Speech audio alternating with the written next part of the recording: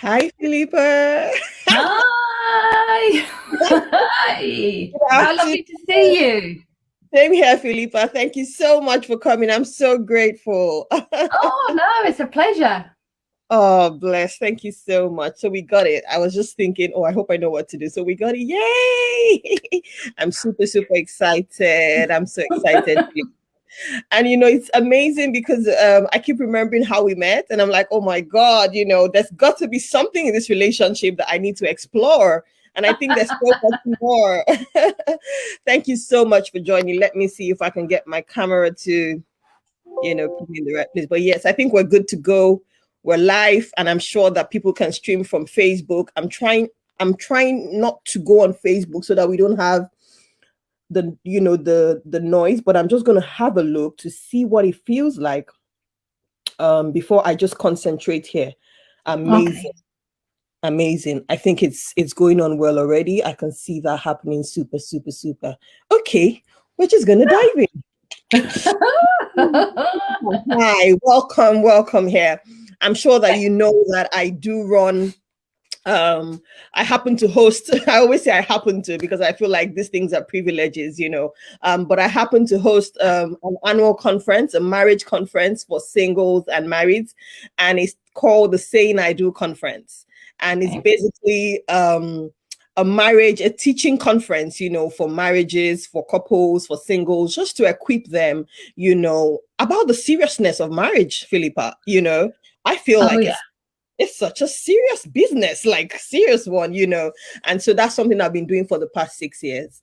The next Saying I Do conference is on the 15th of May, 2021, so it's a few weeks from now. And I just really want to begin to even share some more light with people, answers, wisdom, lessons, particularly from even the older generation. I call you older generation, Philippa, And I really just feel like there's got to be that link that needs to begin to happen. I'm very curious about how it was, 30 years ago when I was still a baby, or 40 years ago. I'm 37 now, so let's say 40 years ago, So you see what I mean by generation now. Right. So I'm very keen on hearing what it was like 40 years ago, what it was like 50 years ago, what it's like now, hear from people like you, and just really begin to, see how we can meet again, pick up lessons, and see what we can do better. If you see where I'm going, Philippa. And so I'm happy to have you here today. Thank you so much for saying yes. I know you're very busy, but thank you so much. So I'm going to dive in quickly. And my first question, Philippa, is tell us a little bit about yourself. What do you do? Well, first of all, thank you so much for inviting me to come on. It's just such a pleasure to be able to talk with you and to hopefully share what I've learned along the way. Obviously, I've been around the moon a couple more times than you have. Well, quite a few more than you have. And it's always nice to share experiences and wisdom, as you say. So my name's Philippa Taylor. I am 60, just gone 60. Hurrah! Yes, congratulations on that. Congratulations. Thank you. Thank you. Yeah, I'm not sure how that happened, but there we are. In my head, I think I'm about 29, but Fantastic. I love it. Well, that's that. I'm married to my husband, Mark. We have a teenage son. We live on the borders of Buckinghamshire and Hertfordshire. Literally, we live in a lockkeeper's cottage. Our side of the canals, Buckinghamshire. The other side of the canals, Hertfordshire. We also have 2 rescue cats that's why I have a screen behind me so I can limit the amount of ways they can jump on me. So at least I can see them coming from the front, but from behind it's a shock. And I suppose professionally, I've been a PR consultant for 35-ish years. I've also taught English as a foreign language. I've done some career counselling, and the last 5 years I've been a wellbeing advocate to help people feel good now and for all their tomorrows. So yeah, and I love life. Yeah. I see that in your post, in your group once in a while. I'm like, Philippa is so in tune with nature. I love it, well done. I'm not that kind of person. So when I see it, I know it. because I'm like, but I see that you're so in tune with nature. It's beautiful. You're so aware. You're so, you pay attention to the very little things. I see you talk about flowers, stuff. I'm like, oh my God, but it's so good because all of what comes with life is a blessing. It's only if Yes. you look at it from that point of view. Thank you so much, Philippa. So, Philippa, you have known Mac, your darling husband, for 30 years. That was what you said, Yeah, I was just trying to think about it. I suppose it must have been I was 29, so 30, 30 years. Gosh, Oh wow. my God. How How did did that that happen? happen? Were you neighbors or what? What had happened? Were you colleagues or what? No. I've always done a lot of water sports quite competitively, and I stopped rowing and I moved to a sport called dragon boating. And I was, I just thought this was a bit of fun. Somebody said to me, "Oh, it's a great party. We go traveling." I'm like, "Yeah, I'm in. Yeah, you had me on traveling and party, so don't need to know anymore." So Oh, we went on a trip to Taiwan and Hong Kong, and Mark was in the men's boat, I was in the women's boat. And I'd sort of seen him in the training, and I was sort of like, oh, okay, yeah, yes. But, didn't really, I was busy, I was working, commuting, and I really, didn't think much more about it. So we were in Hong Kong and we'd done our race, lots of fun. There was a party at the yacht club where we started talking, and then we all went back to the hotel and we had a toga party of all things, sheets off the bed, dressed up like Romans. Oh, what were we thinking? And anyway, that was the beginning of our relationship. So that's how we met. When we got back, that was July of 91, I'm going to say 91. And unfortunately, my mother had passed away the previam year, which had really made me reevaluate my life. Did I want to be in that whole, no, what am I talking about? No, yeah, 1990. Did I want to be in that PR pressure? Did I want that London lifestyle? Was that what I was really wanting? Right. So I planned a trip for 6 months to go around South America, which was happening in the August. So I met Mark in the June, and it was like 2 months of dating. And then it was like, bye, I'm off for 6 months. So our relationship was sort of long distance phone calls and letters for 6 months, and then we came back and started dating again. Okay, great, amazing. So you dated for 10 years before you got married? I suppose, yes. I never really thought about it as dating. After a couple of years, we'd got to know each other, and we'd found out that we were on the same page when it came to life, our priorities, our morals, our ethics, and we went traveling together. My grandmother was like, well, okay, this is going to be a make or break. And I'm like, yeah, 6 months living out of a rucksack. We were in Southeast Asia, and we had the most fantastic time. And we came back and moved in together. And we were both doing a lot of the sport we were doing, quite competitively, sort of GB level. And so that and working, it really meant that getting married wasn't really on the agenda for a long time. So. Right. I love how you just said you saw that both of you were on the same page as regards to life. I feel like that's a cogent point to just highlight there, and it's amazing that that's such a key thing, you can't go too far if you don't agree. I'm a Bible person and I love it. You're a Christian as well. There's a part of the Bible that says in Amos that except two people agree, that you can't do too much. Do you see? So that you just even highlighted that is something for singles to learn, and even those who are already married, that knowing where you're going, knowing where that person is going, and see that it seems alike, so that we don't get on a journey. The analogy I always make is that if you look at the letter Y, the capital letter Y, you see how it is. You are not meant to be going two different ways. Do you see? That's not how it's meant to be married, Yeah. Yeah, because you see them, they live together, but it's almost like we are like this, do you see? And I feel like that's such a highlight for me that, you realize that both of you were on the same page and you thought, okay, fine, let's do this. So it wasn't just, oh, let's see how it goes. Oh, well, if it works, it wasn't that. I love No. it, Philippa. I really do love that. And I wanted to just highlight that. The next question I wanted to ask you is, what was that transition like? I always say to a lot of singles and engaged couples when I sit down with them for pre-marriage, I always say to them that dating pre-marriage is different from marriage. It's different. Philippa, I'm going to let you tell us about that. I'm smiling because yes, because when we lived together for a long time, because what was going on, I thought, it was wonderful. We were getting to know each other. We were finding out where we both needed to adjust to make sure that we were taking into consideration what the other person wanted and needed. But also, when you get married, it's a completely different feeling. I thought we were bonded together and we were happy and committed and all the rest of it. But then you get married and it's like, oh, I didn't expect it to be such a difference. And it really is feeling sort of like an internal bond, and you go into it that feeling of, this is the person I want to spend the rest of my life with. I want to grow old with this person. I want to have adventures with this person. I want to have fun with this person.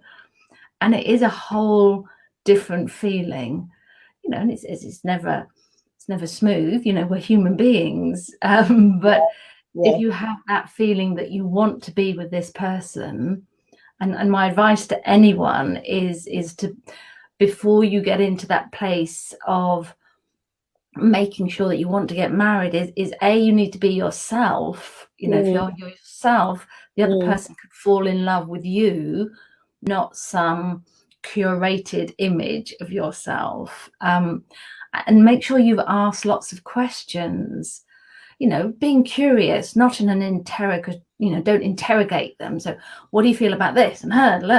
It's just learn about them, be curious, and make sure that you are on the same page. And then accept that you are two human beings who are coming together to become one. And you will complement each other. You will be complete opposites in some ways. You may have to agree to disagree on some things, but learn as much as you can before you take that step, so that when you do, you've got a much stronger bond to go forward. Amazing. I love it. And it's just a honest truth. I really like how, you said you are never going to see things from the same perspective.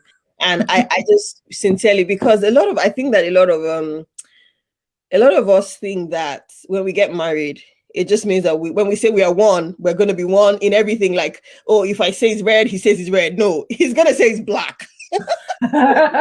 He's going to say it's black. We think that, oh, because I like this, they're going to like that automatically. That's never going to happen. Can we just break open up the secret? It's never going to happen. Philippa, let me jump right there and take you on, the talk about differences in marriage, differences in personality, background. How does that play out? What are your experiences? What would you like to say to couples or, singles at this time about that? I think be aware that before you met your other half, and it's called your other half because it is like two halves coming together to make a whole. You were your own person, and so were they.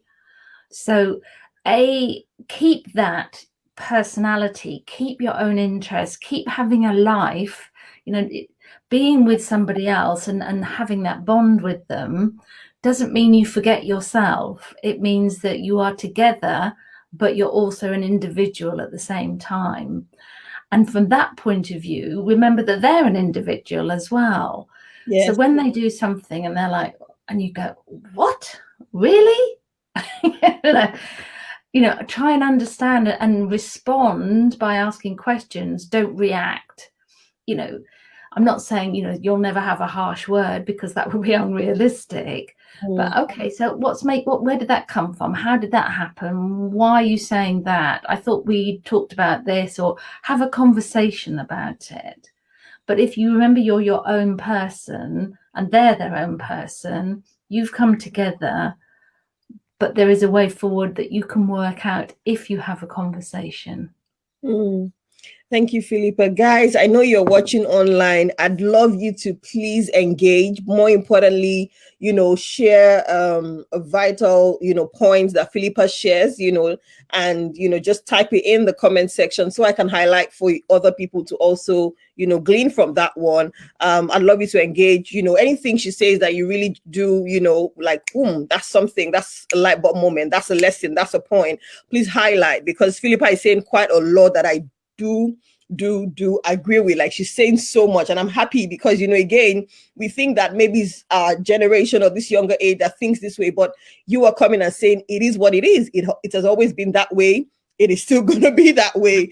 So Philippa said that differences in personality, in likes and dislikes, will always be there. I heard Philippa say, have conversations about it. Have conversations about anything that comes up. I always say that communication is like the lifeblood of any marriage, so like what blood is to a human being is what communication is to marriage, and it's important that we always talk about it. Don't just assume, don't overlook, don't even go on boiling. How we're boiling and getting angry over things and we're not talking about, we just feel like, oh, whatever. At the end of the day, we're ruining the relationship. So Philippa said, have conversations. And I also love the fact that I even always say, Philippa, that we are two whole human beings. I feel like we're two whole human beings. We're not coming together to be one.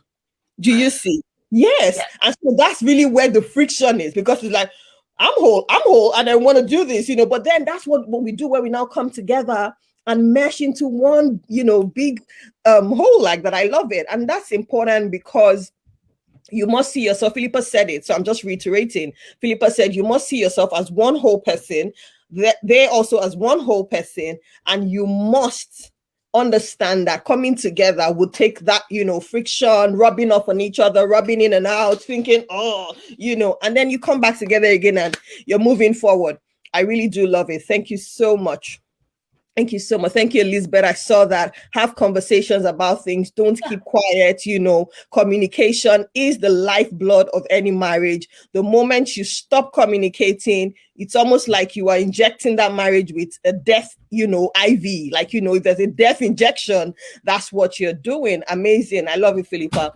I'm so grateful. Thank you, guys. I see you guys. I see you, Don Prince. Amazing. I'm going on to my next question for Philippa. I've got loads of questions for Philippa. All right. So are there lessons you want to pass on, from the dating to pre-marriage to marriage stage, especially to younger ones in this generation, Philippa? And you've been here, like you said, you've been around for longer. And so you can tell, and I'm going to ask you to tell us the differences that you can see. Maybe we should start from there. Tell us the differences that you can see in relationships, in dating, marriage, from 20, 40 years ago to now, please. Yeah.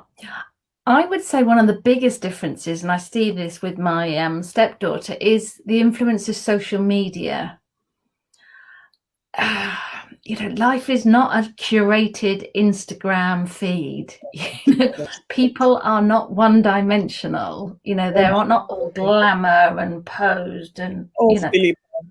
Oh my goodness me. I look at it and I'm like, the pressure on people to try and be this perfect image of, well, it's not even an image, some sort of cartoon almost of people, I feel is really a huge pressure on people dating, being married. What you see on social media is not real. Trust me, you don't put all the ins and outs of everyday life on, and I think that really impacts on dating. I see with my son and his friends, they're trying to reach an ideal that doesn't exist. And that was certainly really different in my days. It's more, I sound like I'm about 5,900 years old, but it was, you got to know the person, you had your own non-negotiables. Philippa, I'm just going to pause you for a second. Guys, did you hear that? I'm going to let you go on, but I want to just highlight something you said, because I know you're going to say many other profound things. Philippa said, life is not a curated Instagram feed. is not a curated social media feed. And I just wanted to just expatiate on that a little bit. And it's the fact that we only put out the best of things out there. We only put out the finest of things. I take about 10 photos, and of course, I choose the one that has the perfect eye look, Philippa, the one that has my mouth sitting properly. If I think that the other one has my face looking too fat, do you see? I'm like, no, I'm not going to put that there. No. I love it. I love it because I just hope that people need and people understand that life is not a curated Instagram feed. An Instagram feed is something I have done intentionally. I have just, it's what I want you to see. Life is bigger than that. Life is realer than that. If I can use that verb, it's more real than that. I love it. I love it. Thank you. Thank you so much. So, Philippa, go back to that. You were talking about dating and how social media has affected the ideals that people have or this generation have in their mind about dating, relationship, and marriage. Please go ahead. Thank you. No, thank you. Thank you.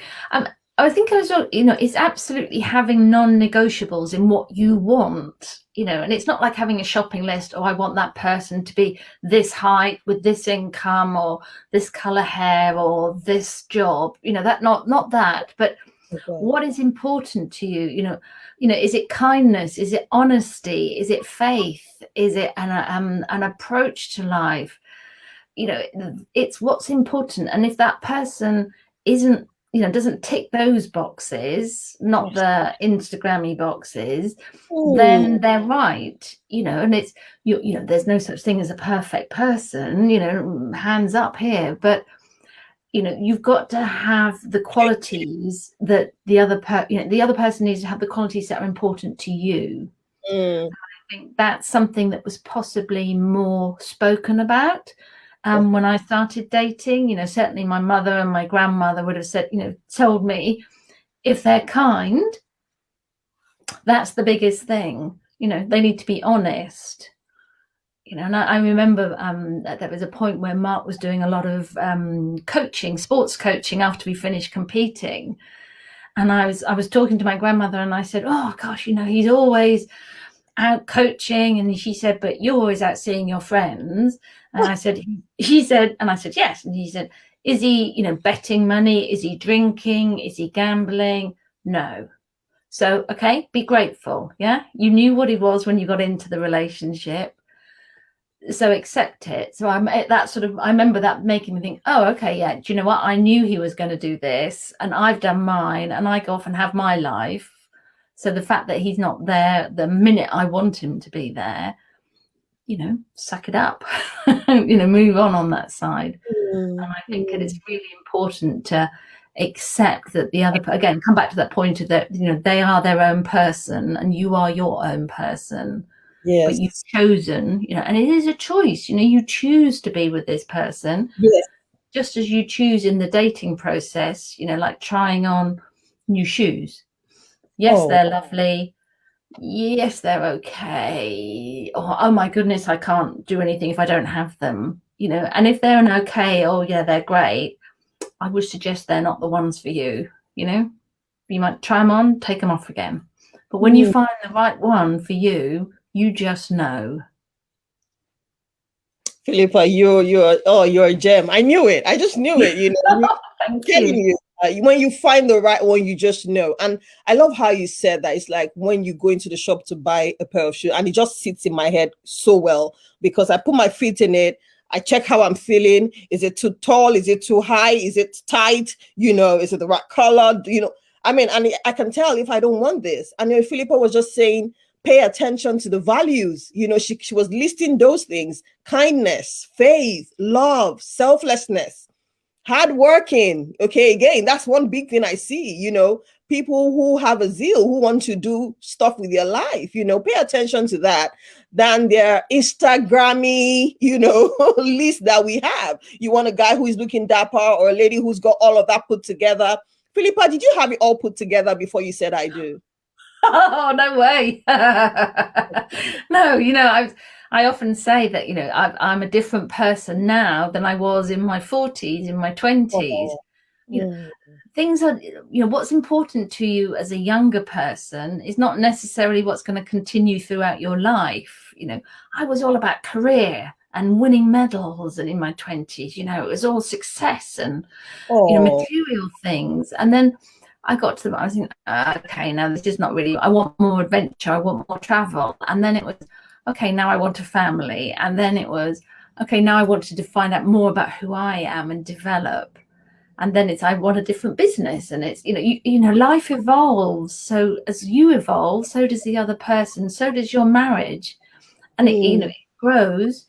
Oh, unfortunately, in some cases, you find that you have got to that why and you're doing that. And that's really sad. But better to know that and to talk about it than to try and make, sometimes it can come back again, but sometimes it can't. That's just the way it is. Thank you, Philippa. Philippa, what would you say, talking about couples coming together and then forming the letter Y? Guys, if you missed it, I talked about how couples come together like, how this is the Y and then it goes like this, the capital letter Y. And so Philippa was already referring to that again. What do you think from your experience, for many years of observing marriages around you, what do you think gives rise to couples all of a sudden becoming that Y and growing apart day by day until they say, you know what, I'm done, I'm out of here? And I see a lot of that, checking out. People just, the divorce rate is high, Philippa. So when I see people like you, I'm like, oh my God, I respect you. Because it's an example, because I keep also wondering about what the next generation will look up to. So please tell me, what do you think goes wrong? What are the things you have noticed? Maybe if you have examples or, things you have seen that lead to those why scenarios that they all go apart. Yeah. I think the biggest thing that I see with, people in my my community, my friendship tribe, for want of a better word, is when people start wanting different things and they're not talking about it, or where one person suddenly becomes obsessed with something or is determined to do something over there and their life path they agreed is there. And you either shift together or you break apart. And that could be anything from a job. My husband got posted to Paris for a couple of years. I gave up my job because I knew I could do it remotely. So it didn't make any difference. And that led me down a whole different route. But I was able to do that. But had I had my career that I'd had 10 years before that, that would have been a really different conversation, Excuse me. So I think it's down to talking, it's communicating what's important to you. And also, when children come along, not obsessing, not spending all your time and energy on the child and forgetting you're married. Date night is something that happens for a reason in a marriage, because you're not mummy and daddy, you are you and your husband, as well as being mummy and daddy. Oh, I love it. Oh, date night is something that happens in a marriage for a reason. Guys, did you hear that? Date night is not, it's not just something we just picked up. Something, it's God's role, because beyond being daddy and mommy, you're also still husband and wife, friends, lovers. And it's important to keep feeding that aspect of you. I love it. Philippa said it's still communication. I love it. I really do love it. Thank you, Philippa. So I've talked about, you looking at marriage now and then, on the difference you see. You've talked about how social media is such a big factor, and I agree. When you hear of failed marriages, what crosses your mind now, looking back? Yeah, I think sadness really is because, people go into marriage, hopefully, thinking that it's for life. But if they haven't done that sort of exploratory work, the communication, the asking questions, the discussing a life plan, it can fail. Obviously there are many, many reasons why marriages fail. It could be some sort of abuse on any level. It could be some addictions come into it. It could be that they weren't the right person in the first place and they've met somebody else. There are all sorts of reasons, but I think sadness that stage of life has finished, and it is really painful for people to go through, to come out the other side and move on, or hopefully move on. I do see some people who are very stuck in a victim mindset. and are not moving on, and it's difficult. Personal growth is really, taking personal responsibility is really difficult, but you only get one life. It's not a rehearsal. Exactly. So you have to give it all you can, no matter what comes. I love it. I love what Philippa is saying. I'm just so blessed listening, sadness, guys, and I want you to just take that in. Sadness, pain, when we see failed marriages, and see that's even for a third party. I want you to think about the pain for the family members that were part of that joining, the children that maybe you have, brought to life through that union. So you want to think about it again and ask yourself, what are we going through right now that cannot be dealt with? That's what I usually want to say. What are we going through in this marriage right now that cannot be nipped in the bud? How bad is it that we can't sit down as adults and say, okay, let's stop it. Let's undo it. Let's go back, and then let's go forward. And that's the approach we must always have, about marriage. Thank you, Philippa. Philippa, do you have a perfect marriage? No, I don't think anybody has a perfect marriage. I think anyone that says they have is being less than truthful. You can have a really, really good marriage, but just like life, curveballs come round and get us throughout life, and those affect your marriage because you're a human being. A perfect marriage is an illusion. It is. And completely illusion. And again, I think it comes back to an expectation. You hear in magazines and you hear people's children talking about, oh, but I thought he was going to make me feel better. It's not the other person's job to make you feel better. I love it. Thank you, thank you for saying that. It's not the other person's job to make you happy. Oh, God. Thank you. I say that a lot in my teachings, Philippa. I always say that your marriage is not going to make you happy.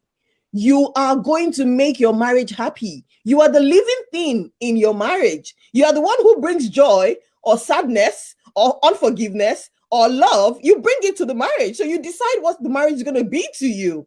Oh, I love it. Stop looking up to your partner for that. Thank you, Philippa. It's such a valid point. It's at the core of many relationship breakdowns that we see, expecting that person to be the savior, to be everything. They can't. Go on, Philippa, please. Thank you. And I think it's important to think that if you talk through life, and sometimes there are things that are really difficult to talk about, and you might feel embarrassed, or you might think that they'll think you are less of a person if you talk about them, but they won't. They love you. They don't love something else. It's only you. Everybody else is taken, so it's you, the person that they love. And as much as you can, work out if it's something you can move past or not. Obviously the Prince Philip, Duke of Edinburgh, has just passed away, and he'd been married for 73 years. 73 years of marriage. That's just incredible for me. But we've all watched The Crown, which is a TV series with its own editing, I think, on the truth on that side. But there is there's this not perfect marriage, even though it's probably one of the strongest marriages in the public eye. I mean, you don't know what goes on behind closed doors. Yes. But there is nothing that's perfect, because human beings are not perfect. So what just answers it. And I even love how you just made that reference to, the Queen's marriage to, Prince Philip. And, sadly, yes, may his soul rest in peace. I celebrate 73 years. Philippa, thinking about being married to my husband for 73 years yesterday, and I said, oh my God, that even changes how you begin to behave. If you really think about how far you can go, that's forever. Because again, when we say forever, it doesn't sink in that it's forever, it's forever. So why hold on to the grudges? Why hold on to the sad part or the negative things you see when you have all those years to go to make memories of? Because I'm sure that all the Queen has right now would be memories. It would be memories. And I think that that's a message across to singles, couples who are watching this video right now, who will watch it later. What memories would you even want to leave behind with your spouse? Think about that now and let it begin to dictate how you behave, how you treat them. You know, what memories would you want them to have? Would it be, oh, he's gone, whatever? Or would it be, oh, my best friend is gone? Do you see? And I think that is part of the principles of an effective person, to think of the end in mind, to have the end in mind. I love it. Oh, I love how we got here. I'm so grateful. And so, Philippa, you have said that you don't have a perfect marriage. And the summary of that is just to say that stop looking for perfection. The grass is not always greener on the other side. It's just the honest truth. And if it looks greener, the guy is probably just wetting his garden, and doing the right thing. So you also do the right thing and you have the right result. Do you see what I mean? And I feel like that's something for people to know. Have you faced any challenges at all in marriage, Philippa? Is there anyone you can share, that my viewers can go home with as a lesson learned? Yeah, and I think you're absolutely right. It's a bit like moving jobs. People don't leave jobs, they leave people. People don't leave marriages because they've made a terrible decision. They leave it because they haven't explored themselves well enough. And then you can't engage with the other person it is a lifelong journey. That's the aim. And I always look at my friends, people that I knew back in my 20s, and there's a couple of them, they're on their third or fourth marriage. And I know it's because they've never, ever looked inside themselves and taken that time to grow as an individual and to move forward to actually understand themselves and what they're looking for. They will never get from marriage. So yeah. So coming back to the question, so I got carried away on that side. No, that's good. I love how you said that. They need to dig out themselves, Philippa. They need to. Yeah. And it's purpose, Philippa. When you have purpose, when you know what you're on earth for, then you would not really be looking out to someone else to give your meaning to your life. You won't. Yeah, I love it. Go on. Thank you. I think probably the biggest challenges that we've faced have been, that obviously there's bumps along the way. I think this probably comes around to children. We couldn't have children of our own for no reason that anybody could find. So going through that, all the different treatments that you have, it's very difficult emotionally. It's difficult physically. It's difficult financially. And your expectations of having your own child, and then that not being part of your reality, that takes a lot of processing. And you process it in different ways, in different speeds, and you come to the end. And we adopted our son, which is the best thing we've ever done. He's just ours. But that was a rough, that was a really difficult patch, not in our marriage, but just in something we both had to deal with and come out the other side. Philippa, and I really see God. I really see the leading of God in this meeting. I didn't even know that. I only just, I didn't know that, and I just really want to press in here, Philippa, if you do not mind, because I believe that this may even be the reason you're the first person that, the Lord said, I want Philippa to, have a session with you. I mean, we've been talking everything else, not anything about marriage. We're talking about business, about, the well-being business and all of that. We've not been talking about, but I just felt, Philippa, there's something in her that I need to hear. I don't know. And I didn't know it, but we've hit it. And I'm just going to take a moment to say, thank you, Lord. Because Philippa, what you have just said is the freedom that many married couples who have been trying may just need. The ability to just embrace another way to raise a child, to pass on the baton to the next generation. Do you see? To save the next generation. Because I always say that the children that I raise are going to be solutions for the next generation. Do you see? And I feel like they don't have to always be the children from the womb. Because there are many children out there that some wombs have bore and they have not been able to nurture. And God is counting on us. Those of us who want to have two and think we would rather have four, to have two with our tummy and go and get two more and bring into the home.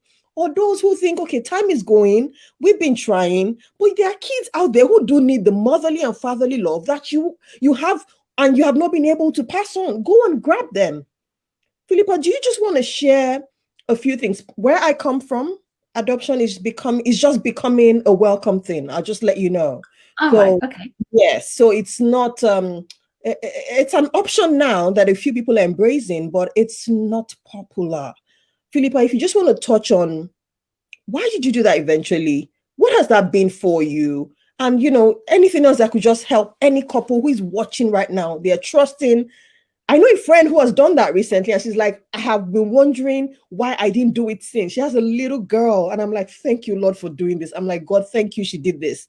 She's like, why didn't we do it all the while? What have we been waiting for? That's what she said. But I'll let you share, Philippa. Yeah, no, and thank you for sharing that. And it really was, it wasn't my first thought, but when I realized that, I really wanted to have a family, and there are children who need a family. So this became something that, was an absolute option, that families come in all shapes and sizes, blended families have been around forever. They just might not have been acknowledged. You hear lots of stories about grandmothers bringing up the children as their own, and aunts taking children in. And my father's family, he was one of 9 siblings, and his mother took on a 10th because somebody in the family couldn't look after their child. So this would have been back in the 1920s, 1930s, so a long time ago. I've got 9, what's one more? On that side. Excuse me. But it is, I felt, again, and it was a bit like we were talking about the perfect pair of shoes analogy. When you're going through the process of adoption and, you're looking at yourself and what you want and discussing it, when you start looking at the children, again, you just know. We'd looked at a few, social workers say, oh, have a look. And then I saw this picture and it was like, this one, this is him, this is my son. And it was as, intense as that. And I remember I walked out of where I was and I rang my husband. I said, we found our son. Oh. So it was so powerful. And then, roll forward 11 years and here he is. Can you imagine that? Well done, Philippa. Congratulations to you and Mac. I celebrate both of you because, Thank you. You've really touched a part of me that I can't hold back, because one of the things that the Lord has put in my mouth to teach is the fact that our marriages are platforms for us to be a blessing to the world. Our marriages are platforms to provide solution if we can. Our marriages are meant to be answers. When God brings Philippa and Mark together, 2 different people, 2 different abilities, giftings, graces, he brings them together to bring out more out of them. Those are the kind of things that God says to me, and that's what he's taught me. That's why I wrote Marriage and Purpose. It's a book I've got on Amazon, because he says there's a purpose to your union. What if, Philippa, the coming together of Mark and Philippa was just to raise, what's his name again? Oakley. What if it was just to raise Oakley and raise him for the next generation, equip him, make him who God wants him to be? Have we not ticked us? And, will heaven not say, well done to this union? And I just hope everyone is listening and hearing that it's deeper than that. Marriage is deeper than what you want and how you want it. And it's about what the Lord will bring your way, the options. Lemons will be thrown at you. How do you make lemonade out of it in marriage? Oh, I love you, Philippa. God bless you. I didn't know we were going to get here. Oh, my God. Oh, fantastic. Okay.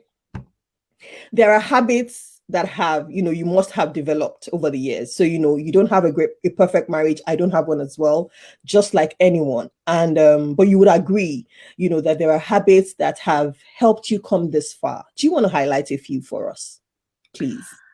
Yeah, I think it is, again, the habit of having time together. Quality, I know quality time sounds like a cliche, but it is where, it's eyeball to eyeball with somebody.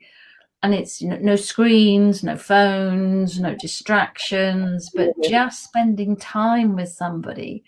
If they say that you're the sum of the 5 people that you spend the most time with. And if those 5 people include your family, which hopefully it does, think about how much time what percentage of your time you spend with them just with them, obviously family time. But if it's two of you, the two of you, how much are you actually being together rather than going to the cinema? Not that we can at the moment, but, or going out, just doing chores together. I love it. So, and other habits, I think it's just getting in to know what people like to do and how much alone time they need. Obviously with this pandemic situation, we've all been at home 24/7 for a year virtually, which is we're not meant to be in that close contact. We're not meant to be. That's not the ideal. But it's understanding that if the other person wants to do something, they can go and do it on their own, or you can go and do it with them. And it's that flexibility and just saying, yeah, that's great, that's fine, I'll go and do this. So those are the kinds of habits. But also, as I say, make time to have time together, do fun things together. And when they're annoying you or when you're annoying them, which happens both ways, remember what attracted you to them in the first place, not the physical thing, but what's shone out of them that made you think that's the one. I love it, Philippa. Quality time. Guys, Philippa said one of the habits that has worked for her, is quality time. It's also being flexible. Flexibility is also what I would say is being intentional, just being able to adapt, not being so rigid. Like she said, know also what they want to do and decide, do I want to do it with them, or okay, I'll go do my thing as well. And let's be okay with that. My husband is not, Jackie. I'm not Tolu, so we're two different people, we have different things our hearts, are beating for, but we're able to merge them together to fulfill the purpose of God. And it doesn't matter if it's different from what I'm doing. It doesn't. Do you see? But the ability to be able to jump in when it's time for their one, or for him to jump in when it's time. And those of you who belong to my mentoring hub, you see how he jumps in, at everything that God has put in our union, because whether it is me or him, it's our union. Quality time is so important. Thank you, BC Taylor, for highlighting that. It's so, so important. For some, it comes easier than others, but we have to learn it, Philippa. I think that the social media life has also made things more difficult. This technology life, every time, everywhere, in the kitchen, you're with your phone everywhere. Is that almost like it's everywhere with you? Do you want to speak to that? How are you able to help? How are you able to, narrow down the impact that social media has on your relationship, on your marriage? Teach us, Philippa. I don't think I've got the perfect answer for that one. I mean, we definitely don't have any phones at the table when we're eating. Wow. That's a no-no. There are no phones, there's no television, unless we're sitting on the sofa having a snack or something. But if we're eating at a table, spending time together, there are no phones. That's a given. And if we're going out for a walk, there are no phones. They might be in our pockets, so we need to contact somebody or something happens. We're not walking along, like this. Eyes on the phone. And it's being understanding of the other person. I run my business on social media, Yes. But that's my business. I'm not going to be on social media on my personal page. I post maybe once a day because it was just something that catches my eye or something I want to share. I don't put, what I had for breakfast or what this happened or that person. There's no drama llama on there. It is just something that I want to share that I would have shared over a cup of coffee with a friend. I love it. My husband doesn't really do, and my son, being 16, lots. He's on it all the time as a way of communicating. Yeah. But it's keeping it under control. It's a tool. It's a tool. Nothing else. Keep it under control. I love it. And don't bring the phone to the table. I love it. I also don't bring the phone to the bed. Some people they're going to bed as a couple, and one person is on the phone, the other one is on the phone, backing each other. Where do you have time to get into each other's bodies and, just be intimate, just be there listening to each other's heartbeat? I wondered what it was like when our parents didn't have mobile phones, or our grandparents. I wondered what they must have been talking a lot, sharing a lot. I don't know. And I just, again, these are the things that come up in my heart. Like, how are we going to thrive? We have to be intentional. We have to be. I mean, we're coming to the age where everything is technology, even putting on the lights in your home. I'm like, really, we're getting to that point. But again, I love it. You had the answer, Philippa. You had the answer. It was, as much as possible, let there be boundaries. Don't let the technology control you. You control it. Don't feed yourself, on social media, and you don't even know what's happening to your children or your husband or your wife. It's a tool. Keep it under control. I love it. Thank you guys for highlighting that. It should not control us. Fantastic. Philippa has been a blessing today. Philippa, 2 things marriage has taught you. So now from your marriage, what lessons have you picked? Gosh, that's a toughie. Just 2 things. 2 things taught me the power of love. I mean, I've you have relationships before you get married. You trying on lots of pairs of shoes, as we said, and you think you might be in love, but you're actually not. But when you are in love with someone to the point where you are selfless, and you want that other person to be happy, so those acts of service for them is a pleasure. It's fulfilling, not a chore. I think that the power of love I will go for is my absolute number 1. Oh, the power of love. And it's so true, guys. And if those of you who know me closely, that I've enjoyed love. And I feel like after Jesus Christ and salvation, like my husband is God's love gift to me. Like, I'll give you an example of what love is, and he gave me my husband. Do you see? That's what God did to me, because it's true, the power of love. And if you know my story closely, you would tell that that's what it is, and that's something. Thank you, Philippa. That's lesson 1. What's lesson 2?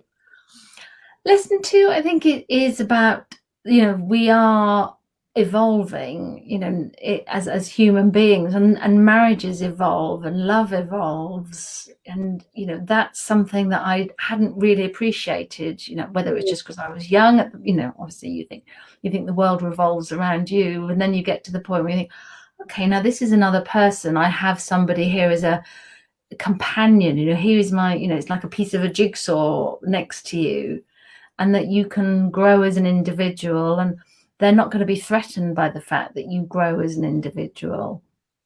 And you both evolve together, not always at the same time, but you will end up in the same place. So yeah, evolution is natural. Evolution is natural. That's a profound lesson. It's a unique one. It's not what you normally hear as lessons. People will say, oh, I've learned forgiveness. Evolution. People keep evolving. And guys, if you're not married, it's a note for you to know that who you marry now, it's not necessarily who is going to be in 10, 20, 15 years. And evolution will happen.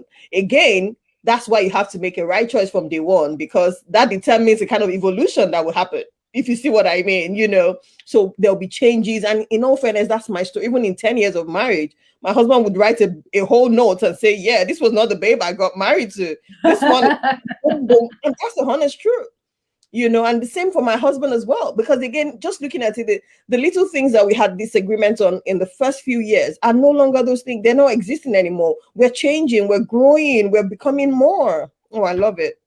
Oh, I love it. Evolution, marriage. I'm writing that down. I'm gonna write that down. Thank you so much. Okay, Philippa, I want us to start wrapping up. And I'm just going to ask you 2 questions. Marriage and raising kids. How has that been? What tips would you share with us?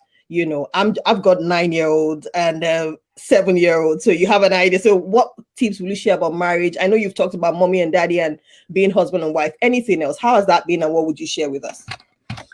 I think, again, I know I sound like a broken record, but it is communication. It's talking about what you want, and talking about how you want to raise the child, because we all, 2 people come from very different families, And what was normal for that family is probably not normal for the other family. So how strict are you? How adventurous are you? How important is education to you? How important is having that child develop their own, not develop, but to explore their own personality? And how, don't live your life through your child, I but love make it. sure your I love child it. lives their own life. Don't live your life through your child. I love it. I see that happening in some circumstances. I'm like, don't do this. Don't do this. Let them live their own life. Don't try and correct your mistakes through them. And all of, oh God, I hear that, Philippa. That's so good. Don't live your life through your child. It's so profound. I love it. Thank you. Go on. I love it. I'm just so excited. And I think it's having a child, however they come into your life, is a blessing, And if you decide that you don't want children, there are other ways of helping other people. For me, my calling is to help other people in whatever way I can. And you can, if you're not blessed with a child and you don't choose to adopt, or, you might be an aunt or an uncle or a cousin, there may be children out there that you can mentor. There may be causes that you can support and give that love that you would have poured into a child to support a cause.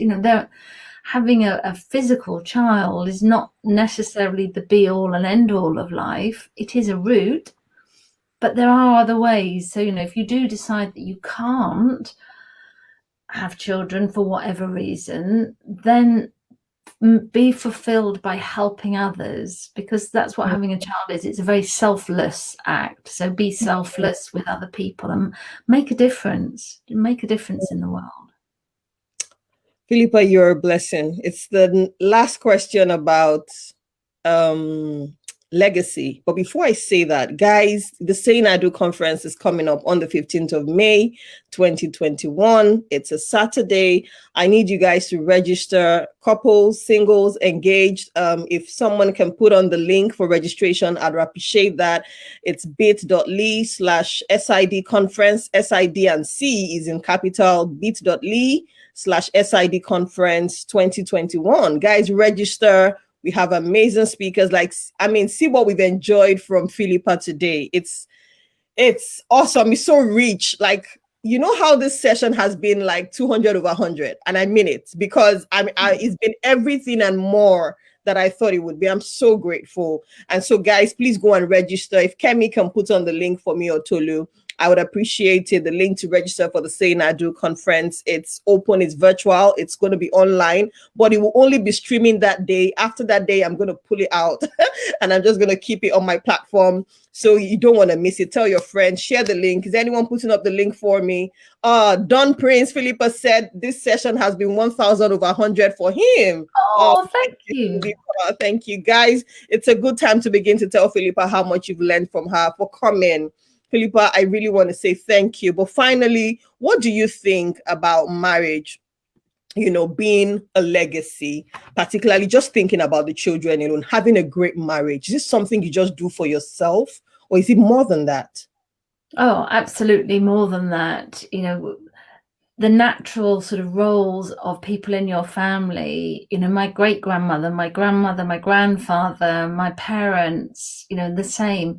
You learn from the people in your family. They are your examples, and they're good examples. And there's things you think, do you know what? I'm not going to go down that road. I've seen that doesn't work. I'm going to adjust that. But most of it is a real positive affirmation. That's how we learn as children. You see people walking and you're like, oh, okay, I might stop shuffling along on my bottom. I'm going to start crawling and stand up.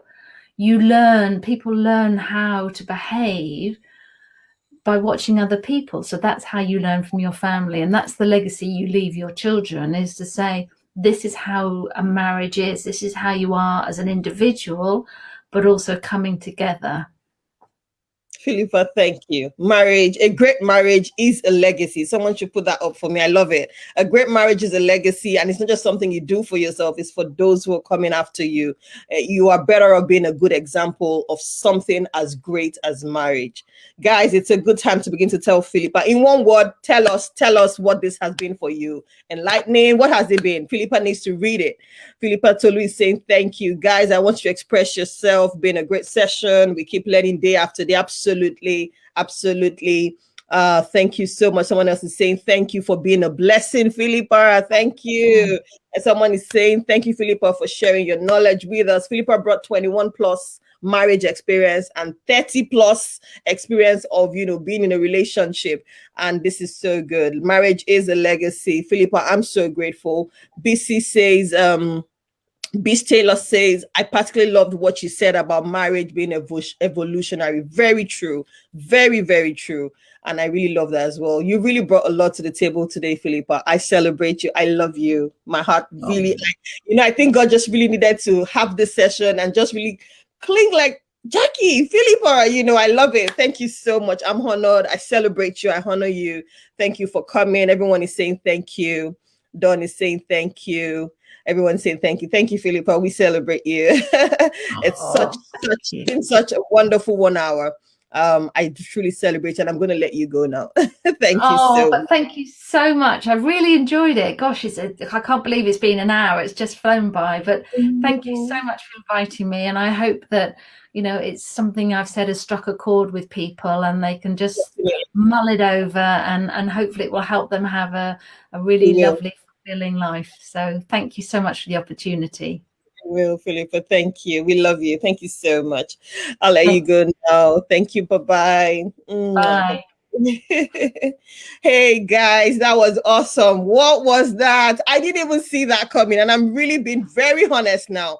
I didn't even see all of that coming. Gosh, like the back of my head is like upstanding. We're going to have more. We're going to have next week, every Saturday as we count down to the conference, by the grace of God, as the Lord helps me. So guys, tell your friends, tell couples around you. Please tell them about the Saying I Do conference. It's so important.